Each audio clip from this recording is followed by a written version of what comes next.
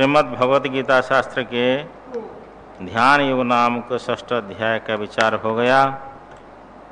आज 7वें अध्याय के प्रसंग चलेंगे। ज्ञान विज्ञान योग नाम का 7वां अध्याय है। इसके कुछ श्लोक हम लोग पहले उच्चारण कर लें। ओम श्री परमात्मने नमः। अथ 7मोऽध्यायः। श्रीभगवानुवाच मया सक्तमनः पार्थ योगं युञ्जनमदाश्रयः असंशयं समग्रं माम् यथा ज्ञास्यसि तच्छृणु। ज्ञानं तेऽहं सविज्ञाना मिदं वक्ष्याम्यशेषतः। यज्ज्ञात्वा नेह भूयोऽन्यत् ज्ञातव्यमवशिष्यते। मनुष्याणां सहस्रेषु कश्चिद्यतति सिद्धये यततामपि सिद्धानां कश्चिन्मां वेत्ति तत्त्वतः। भूमिरापो नलो वायुः खं मनो बुद्धिरेव च। अहंकार इति यम्मे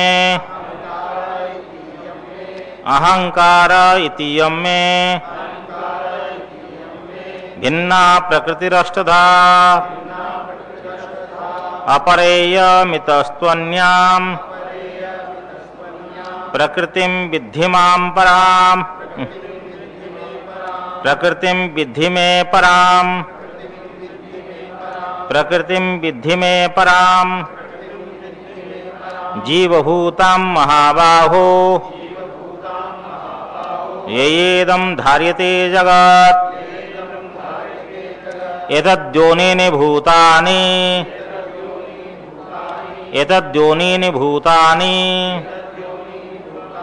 सर्वाणीत्युपधारय। अहं कृत्स्नस्य जगतः प्रभवः प्रलयस्तथा मत्तः परतरं नान्यत् किंचिदस्ति धनंजय। मयि सर्वमिदं प्रोतं सूत्रे मणिगणा इव। रसोऽहमप्सु कौन्तेय प्रभास्मि शशिसूर्ययोः। प्रणवः सर्ववेदेषु शब्दः खे पौरुषं नृषु। पुण्यो गन्धः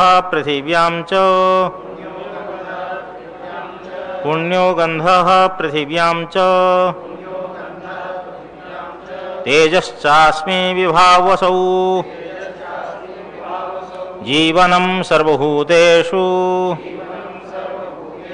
तपश्चास्मि तपस्विषु। बीजं मां सर्वभूतानां विद्धि पार्थ सनातनम्।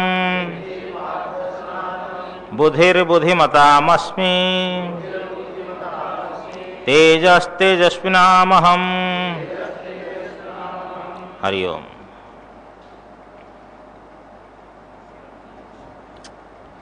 पूर्व पाठ का सारांश अर्जुन की जो शंका थी अथवा जो प्रश्न था कि जो योग भ्रष्ट है उनकी क्या गति होती है। भगवान ने योग भ्रष्ट के बारे में कहा कि पुण्य कर्मियों के लोगों को प्राप्त कर वहाँ अनेक वर्षों तक निवास करके यथोक्तकारी जो पवित्र अर्थात यथोक्तकारी और श्रीमान के घर में जन्म लेता है अथवा वैराग्य आधिक्य हो दरिद्र योगी जो ब्रह्म विद्या वाले ऐसे दरिद्र योगियों के कुल में उत्पन्न होता है, जो वह इस प्रकार जन्म है,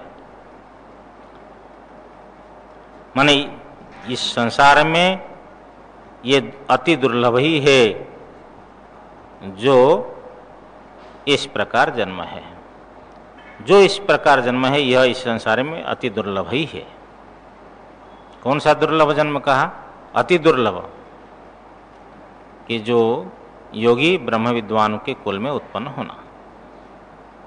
वहाँ उनको पूर्वदेह में जो हुआ है साधन, उन साधन कलाप को प्राप्त करता है और अधिक प्रयत्न करता है मुक्ति के लिए। योग भ्रष्ट उस दरिद्र योगियों के कुल में उनको प्राप्त हो जाते हैं, ब्रह्म विद्वानों के कुल में। और उसके बाद में इस प्रकार कहा कि अधिक प्रयत्न करने वाले अनेक जन्मों में सम्यक सिद्ध हुआ तो योग्यता को प्राप्त करके फिर उस संचित संस्कार समुदाय से ब्रह्मज्ञानी होकर परागति को प्राप्त करता है। तपस्वी आदियों से योगी श्रेष्ठ है। भगवान ने कहा तुम योगी बनो, और अंतिम में कहा कि जो श्रद्धालु मदगतेन अंतरात्मना, मुझ में लगाए हुए अंतरात्मा से मुझे भजता है, तो सब योगियों के मध्य में भी अधिक समाहित है, श्रेष्ठ समाहित है, अति समाहित है। ये मेरे मत भगवान ने अंतिम श्लोक में कहा। अब वहाँ कि जो है भगवान का तत्व क्या है, क्योंकि भगवान के तत्व में मन को लगाना है, योगी लगाता है। तो मदगत अंतरात्मा, तो मेरा क्या स्वरूप है? तो भगवान स्वयं ही अपने स्वरूप को बतलाने के लिए आगे प्रकाश डाल रहे हैं। ये 7वें अध्याय से 12वें अध्याय पर्यंत इनको उपासना कांड कहते हैं। पूर्व हुआ कर्मकांड, कर्म करने से जो अनुष्ठाता है उसके पाप कटते हैं, उसका अंतःकरण शुद्ध होता है निष्काम कर्म से। मल, विक्षेप और आवरण, ये तीन अपने आत्मज्ञान के बाधक है बने मोक्ष के प्रति। मल है तो पुण्य कर्मों के द्वारा मलों की निवृत्ति होगी, पाप जाएंगे। और पाप जाने के बाद में भी विक्षेप अंदर में कुछ बने रहते हैं, जैसी चंचलता है, उद्विग्न होना आदि आदि, उच्चाटन, चिड़चिड़ापना, अशांत होना, ये सब विक्षेप के अंदर में आते हैं। प्राय करके चंचलता, मन समाहित न होना। इसलिए उस विक्षेप की निवृत्ति के लिए परमात्मा की उपासना की आवश्यकता है। उसके बाद में आवरण को निवृत्ति करने के लिए ज्ञान की आवश्यकता है। तो मल, विक्षेप, आवरण, ये तीनों के निवर्तक हुए कर्म, उपासना और ज्ञान। उस ज्ञान के बाद में अपने स्वरूप में स्थिति है ही। तो ये उपासना कांड में परमात्मा तत्व जो है तो उसका यहाँ शोधन किया गया है कि उनका जो वास्तविक स्वरूप क्या है। तो माया रहित है या माया विशिष्ट है, जैसे यहाँ जीवात्मा का स्वरूप क्या है, जो उसका शोधन किया गया है त्वम पद के अर्थ का, कि जो है जो सब प्राणियों में अपने को देखता है और अपना में सबको देखता है। हाँ, ये जो सप्तम अध्याय में जो श्लोक आया है कि सब प्राणियों में अपना को देखता है, तो सब में अपना को देखता है। हाँ, यह है ना, सर्वभूत स्थितम यो माम भजत एकत्वम आश्रितः। ये तो परमात्मा तत्व को देखना है। और भी आया है कि सबको अपना में और अपने को सब में, ये जो दर्शन है। साथ साथ में ये भी आया है कि आत्मा का नाश नहीं होता है, आत्मा को कोई छेदन आदि नहीं कर सकता है। ये सब जो तुम पदार्थ का शोधनी तो है, क्योंकि आत्मा के बारे में साधारण ज्ञान नहीं है। इसीलिए ये शास्त्रीय ज्ञान द्वारा उसको क्या कहा जा रहा है कि तुम आत्मा हो, आत्मा का छेदन आदि कोई नहीं कर सकता है। आत्मा अजर अमर है, देह विनाशी है, आत्मा सब प्राणियों में एक है, और ज्ञान के द्वारा आत्मा में सब प्राणियों को तुम देखोगे। सब प्राणियों के अंदर में तुम्हें भी अपना स्वरूप का अनुभव होगा। हाँ, इत्यादि के द्वारा तो तुम पदार्थ का शोधन होता है कि इसमें वो चैतन्य मात्र है, इसमें किसी प्रकार किसी का संपर्क वास्तविक नहीं है। तो मैं तो शुद्ध हूं, लेकिन जगत के नियंता वो मेरे से भिन्न है या अभिन्न है? क्योंकि ये तो ठीक है, ब्रह्मसूत्र में इसका कहा गया कि जगत व्यापार वर्जम च। ज्ञानी जो है अपना मोक्ष का तो अनुभव करता है, लेकिन जगत की रचना नहीं कर सकता है। शाप और अनुग्रह ये जो सामर्थ्य है ज्ञानी के पास में आता है, ये तपस्या का फल है। सभी ज्ञानी शाप और अनुग्रह, अभिशाप और अनुग्रह नहीं दे सकते। जिसके पास तपस्या हो, तपस्या और ज्ञान दोनों हो, तो ज्ञान का फल है कि अभिशाप और अनुग्रह नहीं है। क्यों? तो सबको आत्मस्वरूप देख रहा है, किसको अभिशाप देगा, किसको अनुग्रह? लेकिन तपस्या का फल है। तो ज्ञानी मोक्ष का अनुभव करने पर भी जगत की रचना नहीं करेगा। जगत की रचना तो ईश्वर ही करते हैं। अब वो ईश्वर के साथ में अभिन्नता होने के लिए तो ईश्वर के पास में जो उपाधि अंश है उसका शोधन होना जरूरी है। इसलिए इसको उपासना कांड कहते हैं और तत्पदार्थ का शोधन इसमें विशेष रूप से हुआ है। ये ज्ञान विज्ञान योग नाम का सप्तम अध्याय है। देखिए आप कर्मकांड में भी, कर्मकांड के प्रसंग में ज्ञान का बहुत शब्द उच्चारण हुआ। कर्म के प्रसंग में भी नहीं ज्ञानेन सदृशम पवित्रम यह विद्यते, भगवान ने कहा। कर्मकांड प्रसंग में ये भी कहा कि यथैधांसी समिद्धोग्निर्भस्मसात् कुरुते अर्जुन, ज्ञानाग्नि सर्वकर्माणि भस्मसात् कुरुते तथा। ये भी कहा कि ज्ञानाग्नि दग्ध कर्माणम तमाहु पंडितम बुधा। अब उपासना कांड का प्रथम ज्ञान विज्ञान है, इसमें भी ज्ञान की बात आएगी, उपासना कांड में भी। और ज्ञान कांड में भी मनमना भव मद्भक्तो आदि उपासना प्रसंग भी आएंगे। ये तीनों में सब मिले हुए हैं। तो फिर कर्मकांड, उपासना कांड और ज्ञान कांड का विभाग कैसे? ये सभी बात सब में आ रही है।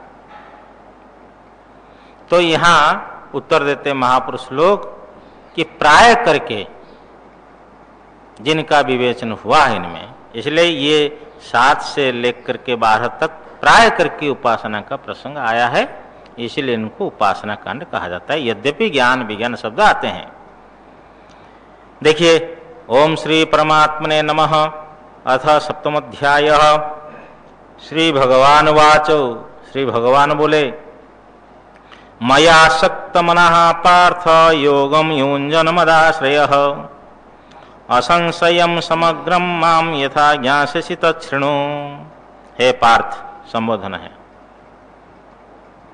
मयासक्त मनाहा, मुझमें आसक्त मन वाले होकर, परमात्मा में जिनकी आसक्ति हो, संसार में आसक्ति नहीं, परमात्मा में आसक्ति चित्त वाला, उनके चित्त में आसक्ति है लेकिन परमात्मा के प्रति आसक्ति है। तो भगवान कहते हैं मयासक्त मनाहा मदाश्रयः, मुझ में आसक्त मन वाले और मेरे आश्रय, मैं जिनका आश्रय हूं, ऐसा तुम मदाश्रय हुआ। हे पार्थ, योगम युंजन, कि मन को समाधान करता हुआ, असंशयम समग्रम माम यथा ज्ञास्यसि, संशय रहित होकर के समग्रम, समग्रम का अर्थ होता है समस्तम, समस्तम का अर्थ भाष्यकार करते हैं कि विभूति, बल, शक्ति, ऐश्वर्य आदि गुण संपन्नम। भगवान के पास में विभूति, बल, शक्ति, ऐश्वर्य, ये जो आदि गुणों से संपन्न, ऐसा मुझे, माम, मुझे यथा ज्ञास्यसि, जैसे जानोगे तच्छृणु, जिस प्रकार जानोगे वो सुनो। भगवान को जानने के लिए भगवान में मन को लगाना आवश्यक है और भगवान का आश्रय लेना भी आवश्यक है। मन और कहीं लगे और इधर भगवान का भजन हो, नहीं बनेगा। और किसी का आश्रय भी लेना नहीं है। कई बार मन में आता है मेरे बूढ़ा हो जाएंगे, बुढ़ापा में क्या होगा, तो ये चिंता तो गर्भस्थ बालक करता है क्या? तो गर्भ में जैसा हुआ ऐसे बुढ़ापा में होगा, और क्या होगा। किसी महात्मा से किसी ने कहा कि भाई आप पैसा सब बांट देते हो, रखते नहीं, तो बुढ़ापा में, बोले क्या पता बुढ़ापा आएगा या नहीं आएगा। हाँ, भविष्य की योजना से वर्तमान जा रहा है, क्यों? भविष्य की दृष्टि हमेशा बनी रहती है, तो वर्तमान उसका जा रहा है, और वर्तमान जा रहा है और बुढ़ापा भी नहीं देखा, वो अर्थ संग्रह किया, अर्थ भी गया, न इधर रहा न उधर, इधर भी भोग नहीं हो पाया, उधर भी नहीं हो पाया, भगवान का भजन भी नहीं हो पाया। इसलिए भगवान का आश्रय लेना है। जा पर कृपा राम की होई, ता पर कृपा करे सब कोई। परमात्मा का आश्रय लेने पर तो परमात्मा की कृपा प्राप्त होती है, तो अपने आप सब अनुकूल बन जाते हैं। जब परमात्मा की कृपा नहीं मिली तब फिर सब अनुकूल होते हुए प्रतिकूल हो जाते हैं। इस प्रकार भगवान का आश्रय लेना है और भगवान में ही मन को लगाना है। इसके तात्पर्यार्थ यहाँ समझ में आ रहा है। अर्जुन को निमित्त बनाकर कहते हैं, अर्जुन तुम जैसे जानोगे, मुझे जिस प्रकार जानोगे उसको सुनो। ये जो मद विषय, वो मेरे विषय के जो ज्ञान है, ज्ञानम ते हम सविज्ञानमिदं वक्ष्याम्यशेषतः, मिदं वक्ष्याम्यशेषतः, यज्ञात्वा नेह भूयोऽन्य जिज्ञातव्यम् अवशिष्यते।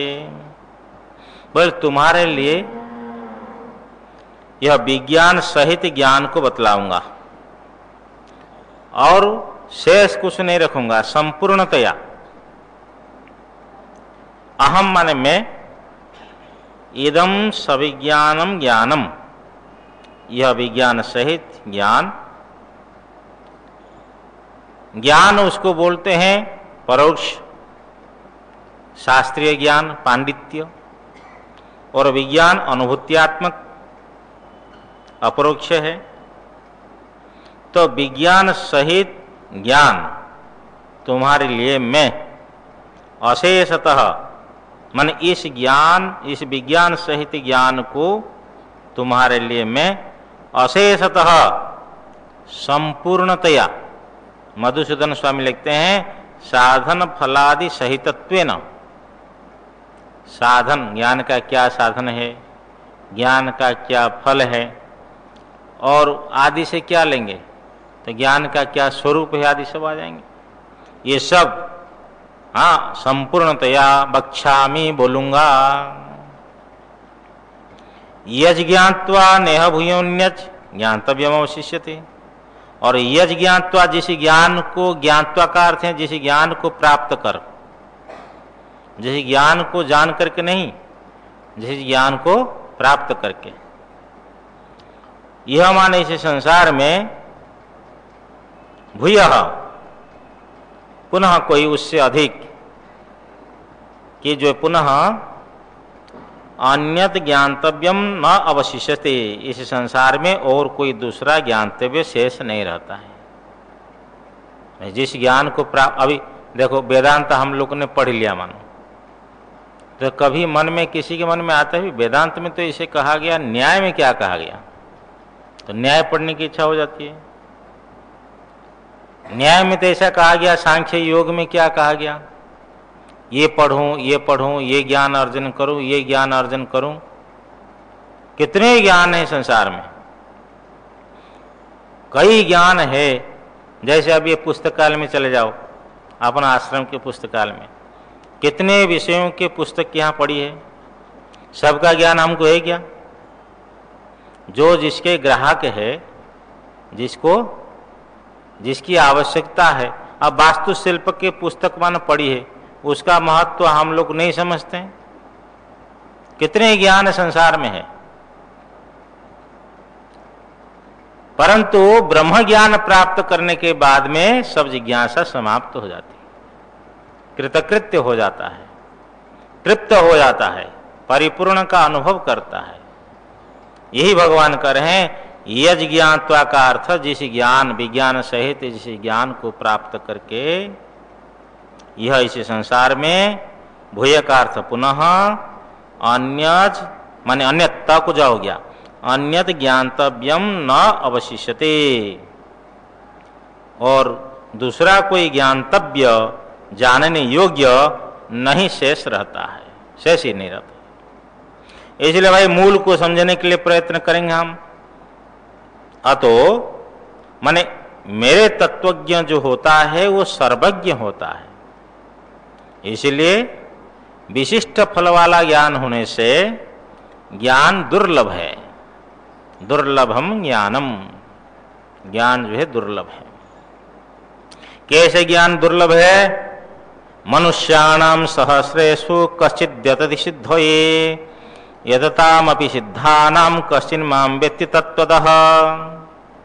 मनुष्याणाम सहस्रेषु, सहस्र मनुष्यों में, सहस्र का अर्थ हजार होता है।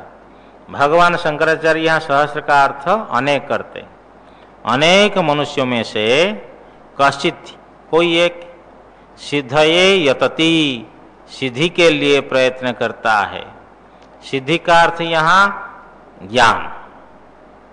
मधुसूदन स्वामी, श्रीधर स्वामी दोनों लेते हैं कि ज्ञान के लिए, ज्ञान प्राप्त हो जाए, संसार से छुटकारा मिल जाए, इसके लिए अनेक मनुष्यों में से कोई एक प्रयत्न करता है।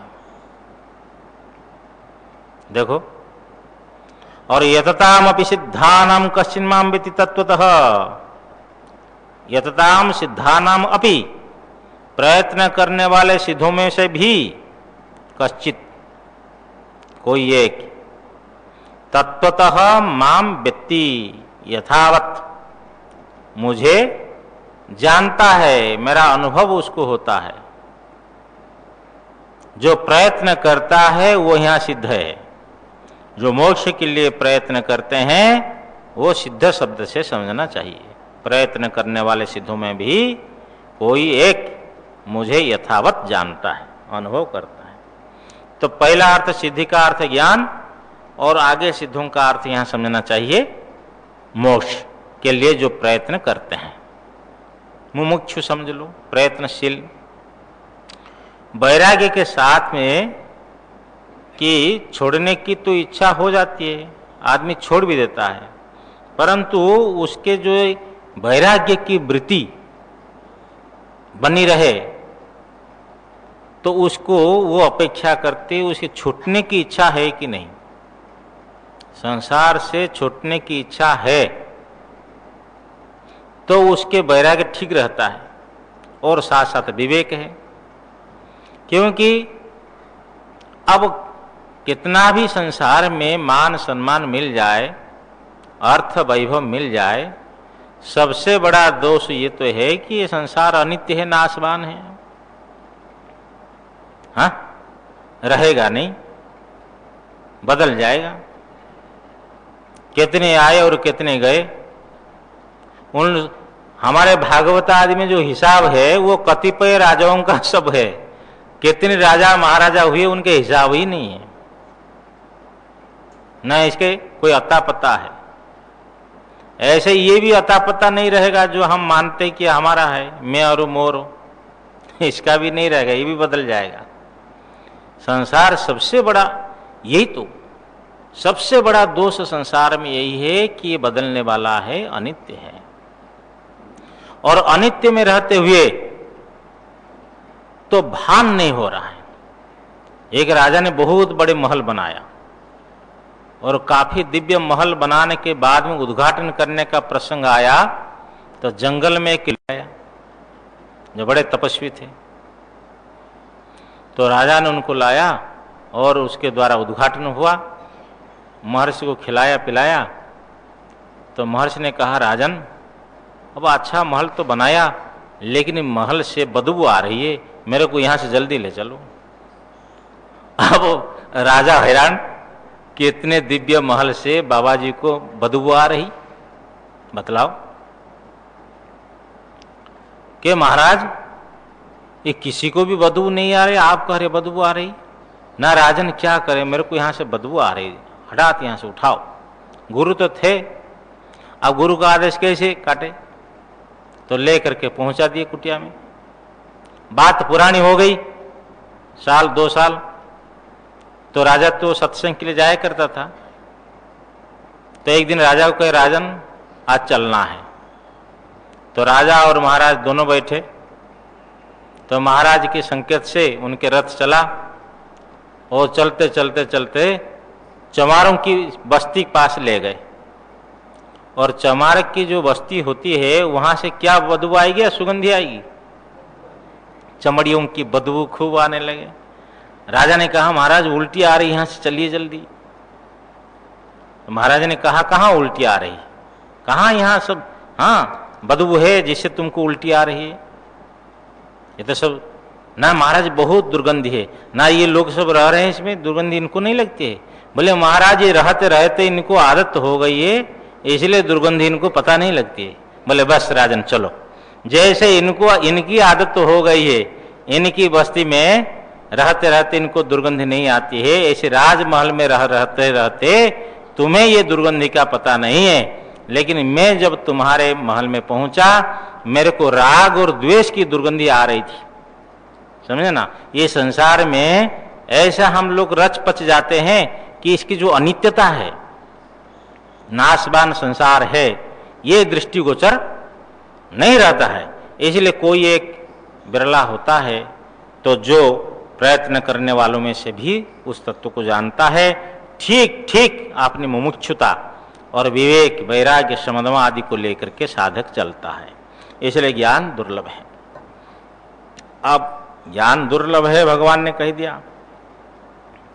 और कोई एक जानने वाला, प्रयत्न करने वाले कोई एक होते हैं अनेक मनुष्यों में से, फिर उनमें से भी कोई एक जानने वाला होते हैं जो प्रयत्न करने वालों में से। तो ये अर्जुन सुनने के बाद में कि भगवान क्या कहना चाहते हैं, क्या कहने जा रहे हैं, तो सजग हो गए। जब भगवान देखा कि श्रोता के अंदर में रुचि पैदा हो गई कि रुचि के बिना सुनाना भी व्यर्थ है, तो उसके अंदर में रुचि पैदा हो गई और उनने देख सुन रहा है, सुनने के लिए तत्पर है, तब भगवान तत्व ज्ञान को दे रहे हैं। भूमिरापो नलो वायु खम मनो बुद्धिरेव च अहंकार इति यम्मे भिन्ना प्रकृतिरष्टधा अपरेयमितस्त्वन्याम प्रकृतिम विधि में पराम जीवभूतां महाबाहो येदं धार्यते जगत् एतद्योनि भूतानि सर्वाणि त्युपधारय अहं कृत्स्नस्य जगतः प्रभवः प्रलयस्तथा मतः परतरं नान्यत् किंचिदस्ति धनंजय मयि सर्वमिदं प्रोतं सूत्रे मणिगणा इव। वैसे तत्व ज्ञान भगवान दे रहे हैं। जो कहा था विज्ञान सहित ज्ञान बतलाऊंगा, यही विज्ञान सहित ज्ञान दे रहे हैं। भगवान की दो प्रकृति है, एक अपरा प्रकृति, एक परा प्रकृति। अपरा का अर्थ निकृष्टा, हीना। तो माया जो है भगवान की अपरा प्रकृति है और जीव जो है भगवान का स्वरूप वो परा प्रकृति है। तो दोनों प्रकृतियों के द्वारा भगवान जगत के कारण बनते हैं और भगवान से अतिरिक्त संसार में कुछ भी नहीं है, न कोई श्रेष्ठ है न कोई कारणांतर है। यही कह रहे हैं, देखो भगवान, भूमि रापो नलो वायु खम मनो बुद्धिरेव च। कि भूमि का अर्थ यहाँ पृथ्वी तन्मात्रा समझना चाहिए। पृथ्वी, जल, तेज, वायु, आकाश, ये भूमि।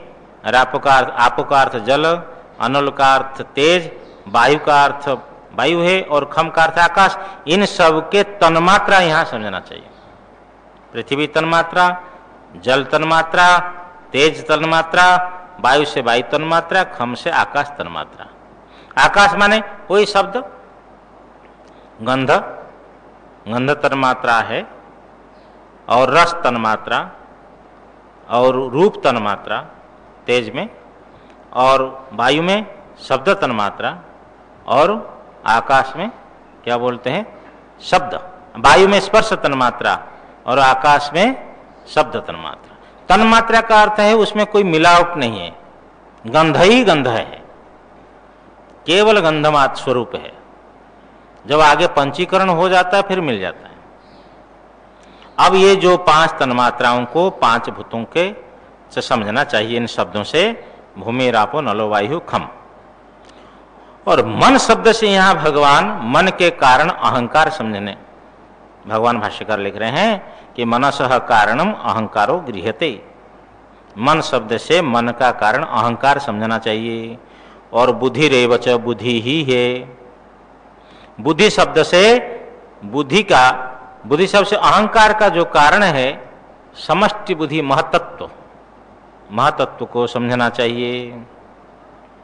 अहंकार और अहंकार से, अहंकार जो है महतत्व माने अविद्या, अहंकार शब्द से अविद्या समझना चाहिए। ये अविद्या संयुक्तम अव्यक्तम भाष्यकार लिखते हैं और आनंद गिरी लिख रहे हैं कि अविद्यात्मकम इत्यर्थः। इस प्रकार पांच भूतों की तन्मात्राएं हैं, अहंकार, महतत्व और अविद्या। ये कितने हो गए? 8। इति इस प्रकार यम में भिन्ना प्रकृति रचता, यम अष्टधा भिन्ना मान इस प्रकार मैं माने मेरी, यम अष्टधा भिन्ना प्रकृति, मेरी इस प्रकार 8 प्रकार से विभाजित प्रकृति है। मेरी यह 8 प्रकार से विभाजित प्रकृति है। अर्थात एक हो गया जड़ और दूसरा हो गया चैतन्य। तो जड़ है माया और माया 8 प्रकार से विभाजित है। माया जो है वो 8 प्रकार से विभाजित हो गई। और चेतन भगवान ने इसी अष्टधा प्रकृति जो है 8 प्रकार से विभाजित प्रकृति माया जो है, इसको बोल रहे हैं अपरेय मितस्त्वन्याम, अपरायम। माने ये जो अष्टधा प्रकृति है ये निकृष्टा है, हीना है। क्योंकि जड़ात्मक होने के कारण से। जड़ की परिभाषा क्या है? जो स्वयं को न जाने, दूसरे को न जाने, उसका नाम जड़ है। और चेतन स्वपर प्रकाशक। इतस्तु अन्याम, तो माने परंतु इतः, इस प्रकृति से मैं मेरी अन्याम पराम जीवभूत, अन्याम जीवभूताम पराम प्रकृतिम महाबाहो विद्धि। हे महाबाहो, ये जो अपरा प्रकृति है अष्टधा विभाजित माया, परंतु इसी से मेरी अन्य जो दूसरी है जीव रूपा, उसी जीव रूपा को परा प्रकृति जीव रूपा को समझ। हे महाबाहो, अपरा इयम इतस्तु मैं पराम अन्याम पराम प्रकृतिम जीवभूताम विधि, इससे दूसरी जो मेरी दूसरी परा प्रकृति जीव रूपा को जान। तो जीवात्मा भगवान की परा प्रकृति हो गई। ये इदम धारिते जगत, ये या जिस परा प्रकृति के द्वारा इदम जगत धारिते, यह जगत धारण किया जाता है। गीता पढ़ते समय में ये शंका होती है कि जगत का धारण परमात्मा करते हैं या जीवात्मा करते हैं। जगत का धारण करने वाले तो परमात्मा ही है, इसलिए यहाँ भगवान, परंतु भगवान तो यहाँ करे कि जिस प्रकृति के द्वारा जगत धारण किया जाता है जीव के द्वारा, तो इसलिए नीलकंठ टीकाकार ने अच्छा किया कि जिस जीवात्मा के द्वारा, ये या जीवात्मा के द्वारा इदम जगत का अर्थ स्थावर जंगम शरीरात्मकम, कि स्थावर, ये जगत शब्द का संकोच उन्होंने किया कि स्थावर जंगम शरीर रूप जो जगत है, जीवात्मा अंतः प्रविष्ट न हो तो शरीर रहेगा क्या? जीवात्मा के द्वारा ही शरीर धारण किया जाता है। जो चल रहा है शरीर वो जंगम है, जो पेड़ पौधा शरीर हाँ अवस्थित है वो स्थावर है, स्थिर है। इसलिए स्थावर जंगम शरीरात्मक जगत यहाँ समझना चाहिए। ये या इदम धारिते ये जगत, जिस परा प्रकृति के द्वारा यह जगत जो शरीरात्मक जगत है धारण किया जाता है। एतद्योनिनि भूतानि सर्वाणि उपधार्य, और जितने प्राणी है चाहे वो स्थावर हो चाहे जंगम हो, सर्वाणि भूतानि, सब प्राणी, एतद्योनिनि, वैसे दोनों प्रकृति कारण वाले, एक अपरा प्रकृति जिसको क्षेत्र कहा जाता है और एक परा प्रकृति जिसको क्षेत्रज्ञ कहा जाता है। ये दोनों प्रकृति वाले, हाँ एतद्योनिनि, ये दोनों प्रकृति कारण वाले सर्वाणि भूतानि, सब प्राणी है। इति इस प्रकार उपधारय, ऐसा समझ। कोई भी ऐसा प्राणी लीजिए उसमें दो अंश होगा। एक अंश तो शरीर माने जड़ात्मक, मन बुद्धि अहंकार इंद्रियां स्थूल शरीर, ये सब क्या है? ये माया का कार्य है, माया का परिणाम। और इसके अंदर में एक चेतन है, चेतन के बिना इसका धारण नहीं हो सकता है। तो चेतन हो गया भगवान का, ब्रह्म का स्वरूप है, परा प्रकृति है, उसको प्रकृति शब्द से भले ही लिया। तो और जड़, दो विभाग है, एक जड़ है और एक चेतन है। एक महापुरुष बोलते थे स्वामी रामसूदास जी महाराज, बोले इसको माया के साथ जोड़ो कि शरीर जो है माया का है और आत्मा हम है, हम आत्मा स्वरूप हैं। अपना को ईश्वर के साथ, ब्रह्म के साथ में, और शरीर को माया के साथ। लेकिन अज्ञानी अविद्वान जो है वो दोनों को मिला करके व्यवहार करता है कि मैं जा रहा हूं, मैं खा रहा हूं। हाँ, विवेक चूड़ामणि में दिया कि देखो एक व्यक्ति होता है वो शरीर को आत्मा मानता है, और एक शास्त्रज्ञ होता है वो दोनों का व्यपदेश करता है कि मैं जा रहा हूं, मैं खा रहा हूं, फिर कहता है ये शरीर जो है, हाँ नहीं, उसका अभिप्राय है कि शरीर को लेकर के तो कहता है कि जा रहा हूं, खा रहा हूं, और आत्मा को लेकर कहता है कि मैं शिवोहम, मैं शिव हूं। दोनों प्रकार का व्यवहार होता है जो शास्त्रज्ञ पुरुष है, और जो मोक्ष ज्ञानी है वो केवल शिव स्वरूप में अवस्थित रहता है।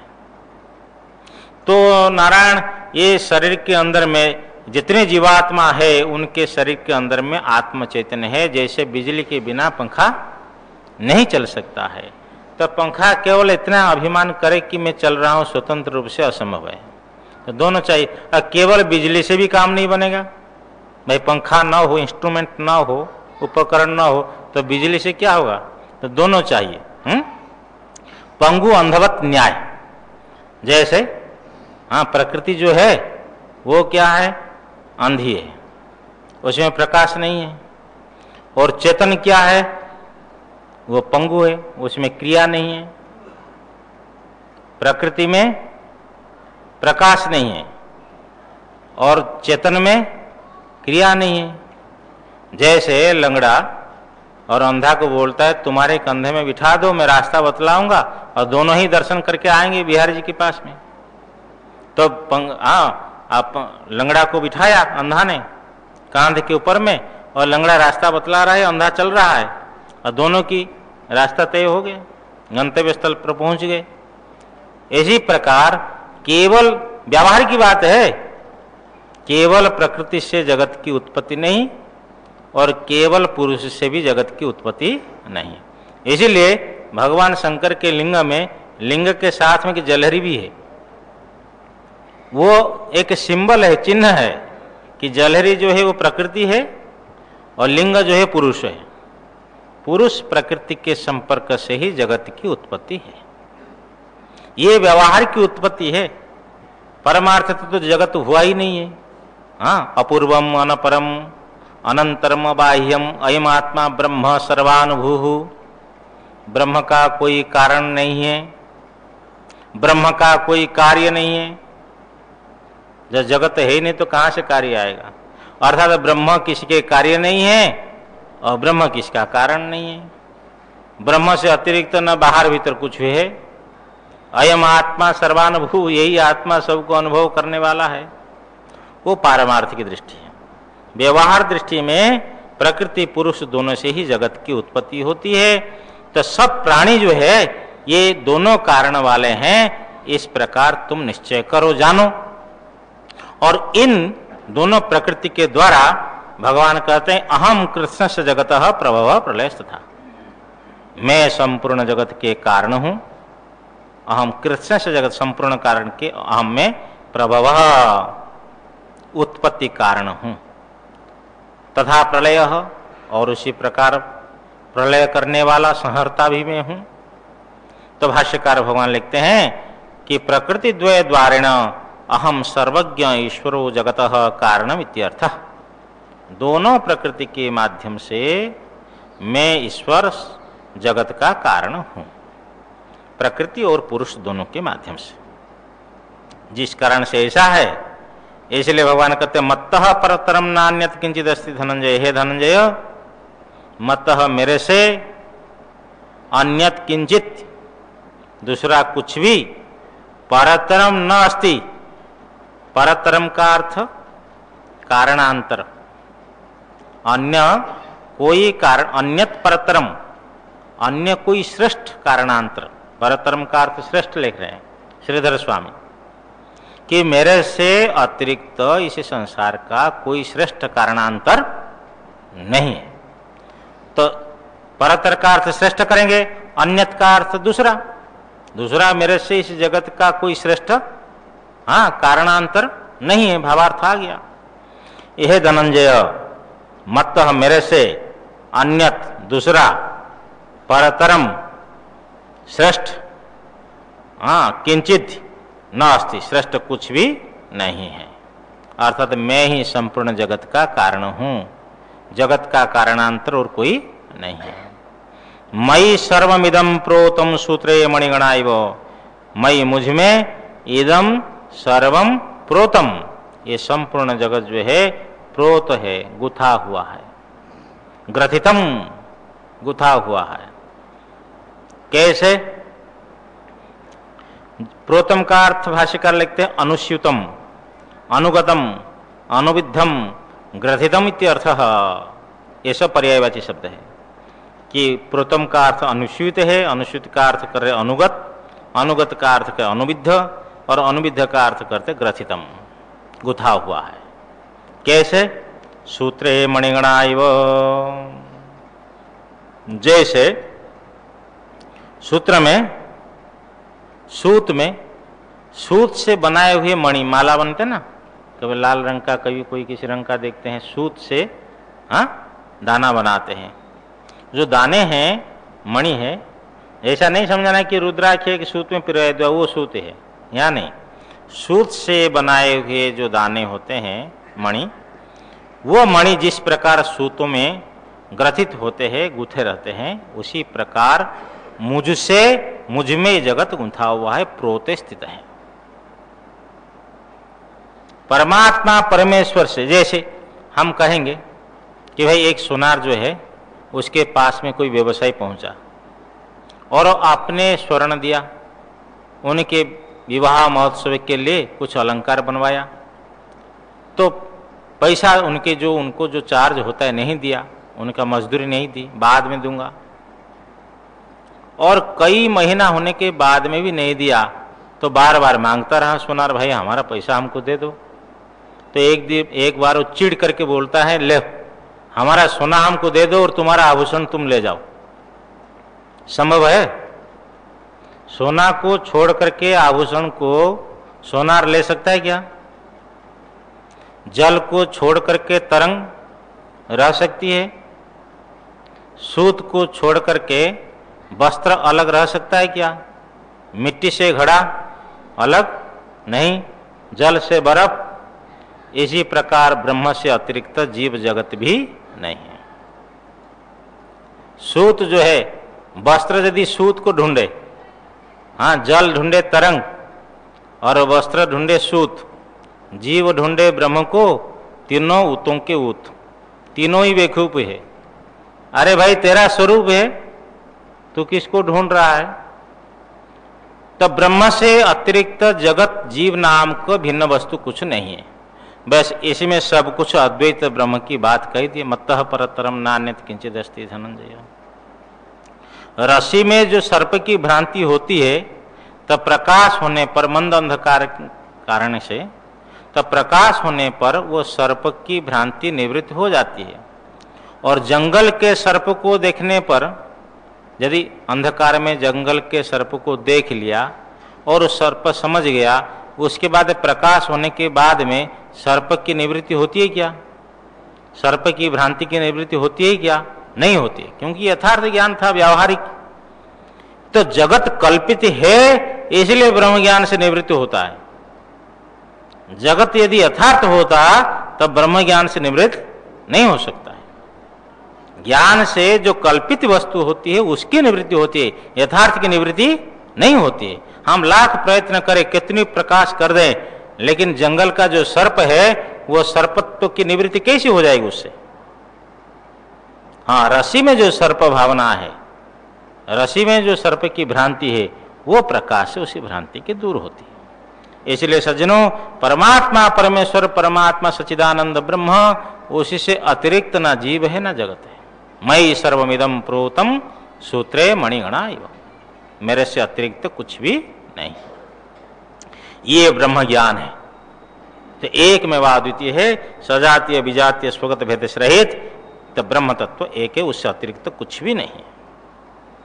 अब फिर व्यवहार में पूछा जाता है कि किस किस धर्म विशिष्ट में आप में ये प्रोत है, ये गुथा हुआ है।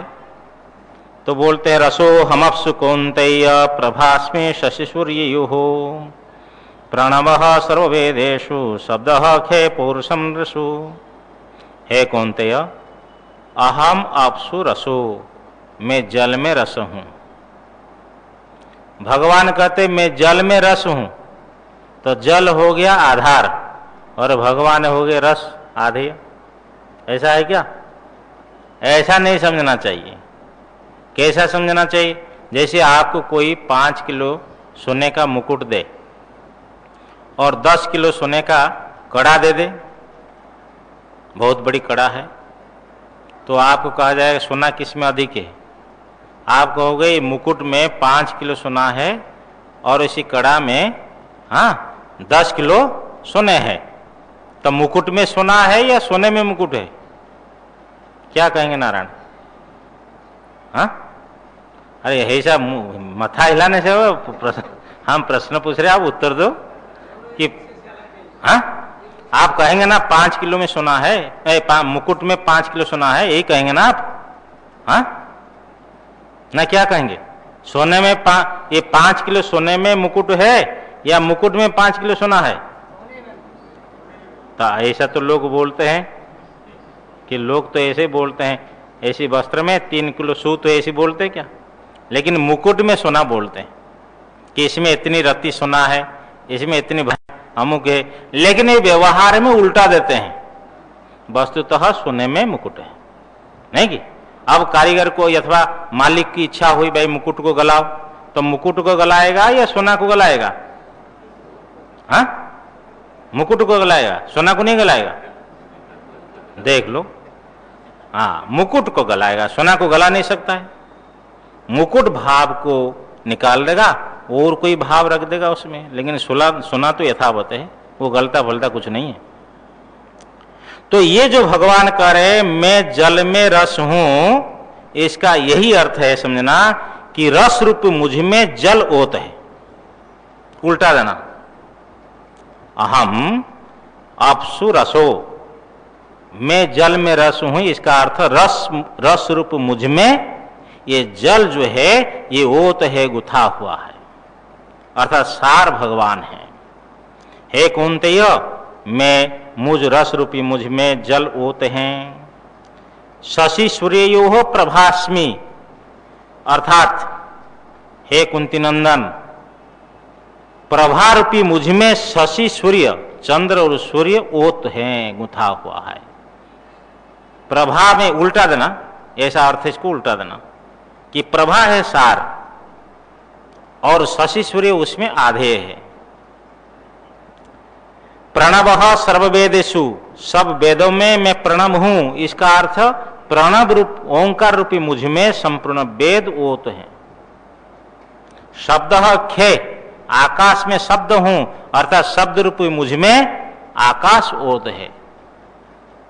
पौरुषम ऋषु, मनुष्य में मैं पौरुष हूं, अर्थात पुरुषत्व मुझ में, पुरुषत्व रूप मुझ में मनुष्य ओतप्रोत हैं। ये सब जो धर्म है ये वास्तविक धर्म परमात्मा का स्वरूप है और उस परमात्मा में ही जगत इस प्रकार ओतप्रोत है।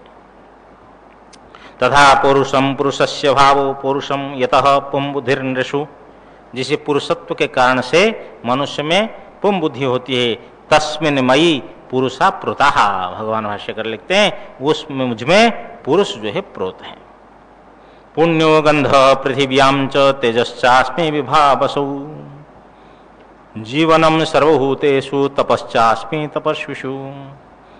पृथिव्याम पुण्यगंध, और मैं पृथ्वी में पुण्यगंध हूं, अर्थात पुण्यगंध रूपी मुझ में पृथ्वी प्रोत है, ओत प्रोत है, स्थित है। यहां पुण्यगंध भगवान ने कह दिया, गंध में जो पुण्यत्व है स्वभाव से है, और ये पुण्य गंध यहां जब कहा तो ऊपर में भी पुण्य रस समझना चाहिए। तो जल आदि में जो रस है वो भी पुण्य समझना चाहिए। पुण्य रस परमात्मा का स्वरूप है, पुण्य गंध पृथ्वी का स्वरूप है।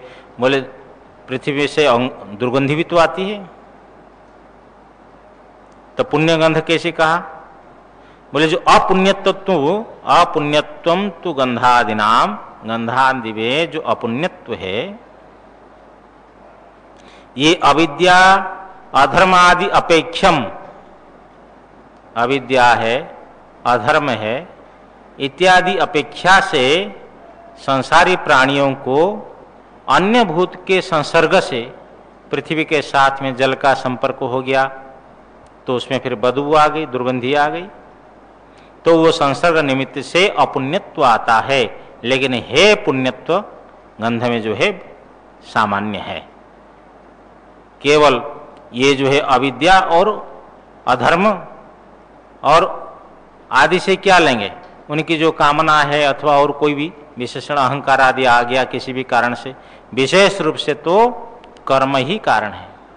कर्म के कारण से एक वस्तु एक व्यक्ति के लिए सुखद और दूसरे व्यक्ति के लिए दुखद बन जाता है। कर्म कारण योगियों की दृष्टि से, हाँ, माताओं का शरीर मुर्दा है, और कामिनी की दृष्टि से, कामियों की दृष्टि से कामिनी है, और शेर की दृष्टि से मांस है। दृष्टि भेद हो गया। एक ही व्यक्ति के लिए दूसरे व्यक्ति के लिए प्रिय होता है, और तीसरे व्यक्ति के लिए, अन्य दूसरे तीसरे व्यक्ति के लिए कभी अप्रिय हो जाता है। हाँ, वही स्पंज के रसगुल्ले है, किसी के लिए प्रिय है और डायबिटीज हो गया उसके लिए जहर। बोले नहीं, देखो कर्म सापेक्ष है, वस्तु प्रिय और अप्रिय होने में कर्म सापेक्ष है। इसी प्रकार गंध में जो पुण्य तो स्वाभाविक है, लेकिन अविद्या अधर्म आदि के सापेक्ष से प्राणियों में उसमें अपुण्यत्व आ जाता है, दुर्गंध आदि पैदा हो जाता है। और भूतादि अन्य भूत के संसर्ग से पृथ्वी के साथ जल का संपर्क हो गया तो उसमें कीचड़ जैसा हो गया, दुर्गंधी आने लगी। पुण्यो गंध पृथिव्याम च, और पृथ्वी में पुण्य गंध हूं, अर्थात मुझ पुण्य गंध रूपी मुझ में पृथ्वी ओतप्रोत है। तेजश्चास्मि विभावसु, और अग्नि में मैं तेज हूं, अर्थात तेज रूपी मुझ में अग्नि जो है वो ओतप्रोत है। ये समझना चाहिए, भगवान की विभूति संक्षेप से कही जा रही है। जीवनम सर्वभूतेषु, और सब प्राणियों में मैं जीवन हूं। जीवन का अर्थ जो प्राणी जिसके द्वारा जीते हैं। आनंद गिरी टीकाकार लिखते हैं जीवनम अनरसम, ये अनरस जो है संपूर्ण प्राणियों में मैं अनरस हूं, इसमें अनरस न डालो, हाँ, तो ये रहेगा नहीं, सूख जाएगा। तो फिर अनरस रूपी मुझ में सब प्राणियों का शरीर, समझ लो सब प्राणियों का शरीर ओतप्रोत है। तपश्चास्मि तपस्विषु, और सब तपस्वियों में मैं तप हूं, अर्थात तप रूप मुझ में सब तपस्वी ओतप्रोत हैं, स्थित हैं, गुंथे हुए हैं। इस प्रकार 9 श्लोक तक हो गया। फिर आगे का प्रसंग काल से। ओम पूर्णमदः पूर्णमिदं पूर्णात् पूर्णमुदच्यते पूर्णस्य पूर्णमादाय पूर्णमेवावशिष्यते। ओम शांति शांति शांति। शंकरं शंकराचार्यं केशवं बादरायणं सूत्रभाष्य कृतौ वंदे भगवन्तौ पुनः पुनः। ईश्वरो गुरुरात्मेति मूर्तिभेद विभागिने व्योमवद्व्याप्तदेहाय दक्षिणामूर्तये नमः। ओम शांति शांति शांति। सद्गुरुदेव भगवान की जय।